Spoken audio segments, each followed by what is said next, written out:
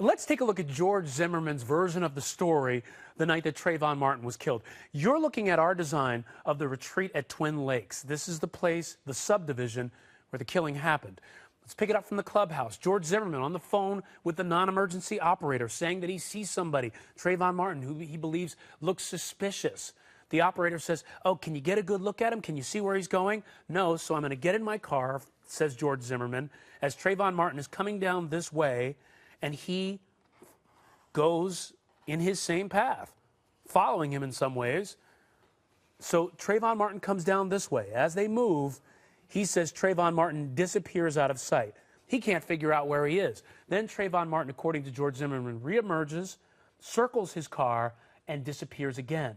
So where is Trayvon Martin? George Zimmerman's trying to find out. He's on the phone with non-emergency, gets out of the car, and then walks down this path. Now, a couple things here, and a couple problems for his story. The first thing is, look at this right here. It's Twin Trees Lane.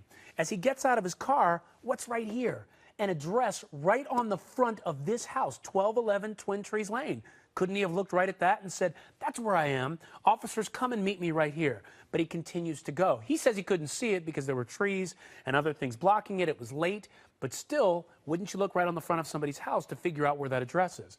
So he goes down this way. He continues to go this way. He says to try to find out where he is, get his bearings, tell officers where he is so they can meet him there. He says as he comes back, then this right here, that's the T. That's the T where they say the altercation happens. He says Trayvon Martin then confronts him, and then they have their conflict, and Trayvon Martin ends up getting killed. So the other thing to remember here is, one thing the defense is going to try to hint on is Tracy Martin's fiance at the time lives in this area. So the thought on the defense side is, why didn't Trayvon Martin go home? However, on the other side, the prosecution's argument has always been George Zimmerman sought out this altercation. He could have gotten the address from here. Instead, he went following, looking for Trayvon Martin, and then went after him, according to them, in hatred, ill will, or spite. Now, if George Zimmerman is seen as the aggressor in all of this, then he could be looking at a guilty verdict.